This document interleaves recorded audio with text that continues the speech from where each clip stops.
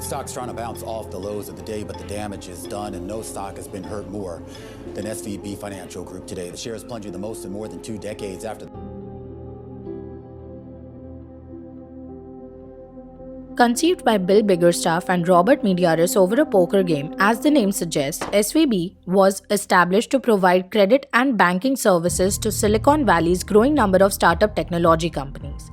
Today, Silicon Valley Bank, one of the world's largest and best performing banks for the startup ecosystem, has vanished from the map in less than 48 hours. In this video, we'll explore how panic runs can cause any bank to fail. What happened in the Silicon Valley Bank? How was it rescued? How did it affect India? And is this crisis similar to the one in 2008? You can skip to any of these topics using the timestamps in the description below. Every bank has only two main functions: accepting deposits and making loans. They pay interest on deposits and receive interest on the loans made. How does this industry become the economic backbone purely based on these functions? Here is where the fractional reserve system, a particular privilege provided specifically to the banking industry, comes into play. As per this, banks are required to hold a specific percentage of the deposits as reserves. The central bank of that country determines this percentage. The remaining funds can be utilized to lend or invest in other ways. For example, if the reserve requirement is 10%, a customer deposits ₹1,000, ₹100 will be held as reserve, and the rest 900 can be lent out.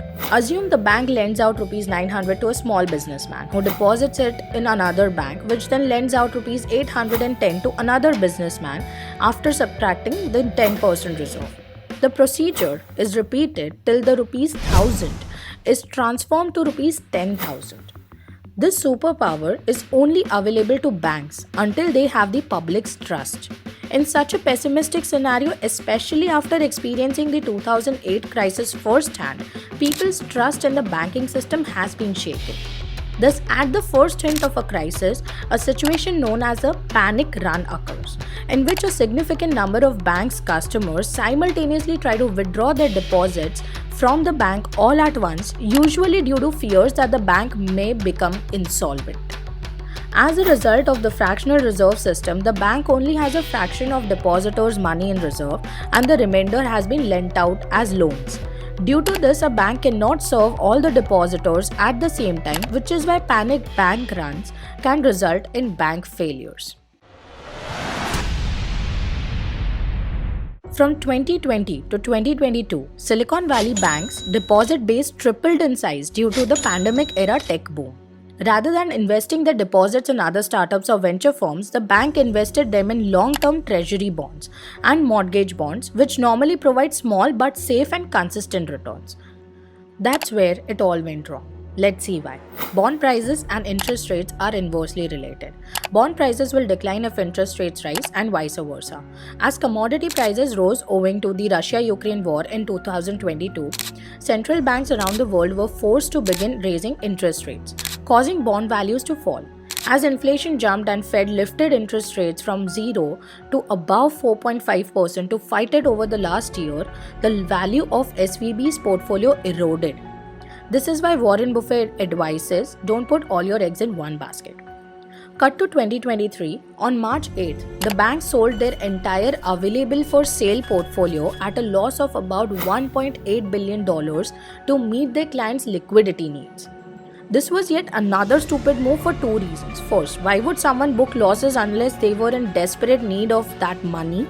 And second, the interest rate hikes were already coming to an end, and if they had actually held those bonds till maturity, these fluctuations would have zero effect on their portfolio. This is precisely why SVB's share price dropped by 41% the next day. On March 10, the stock fell again by 60% in pre-market trading after key venture capitalists chose to remove their deposits from the bank. In the middle of all the turmoil, regulators shut down the Silicon Valley Bank in hopes of calming the panic. This was only the first domino to fall, triggering a chain reaction of collapses one by one. Signature Bank collapses in 2 days, with a 50% drop in share price in just 1 day, due to mark-to-market losses on its crypto holdings and exposure to the crypto exchanges like FTX.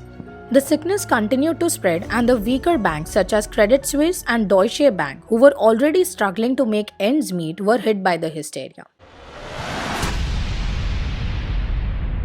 While everyone was fearing that the ghost of the 2008 financial crisis was back, Silicon Valley Bank was suspected of being the Lehman Brothers of this decade. This time, the situation was far worse because the failure of this bank could wipe out an entire generation of businesses. Surprisingly, the Federal Deposit Insurance Corporation, the Treasury Department, and the Federal Reserve came to their rescue. As of now, all clients will receive $250,000 each. This bailout cost the FDIC about $20 billion, almost one-sixth of their capital. Securing $250,000 from the FDIC would allow these startups to stay open for several additional days, but not for much longer. This rescue attempt was also heavily criticized for being perceived as a way to bail out the wealthy and well-connected because it involved reimbursing depositors who were not even insured. The regulators justified this as an exception for SVB and Signature, but this exception was also invoked last during the 2008 financial crisis. Ultimately, on March 28th, First Citizens Bank stated that it would purchase all of Silicon Valley Bank's deposit and loans from the FDIC, and its UK subsidiary was sold to HSBC for just £1.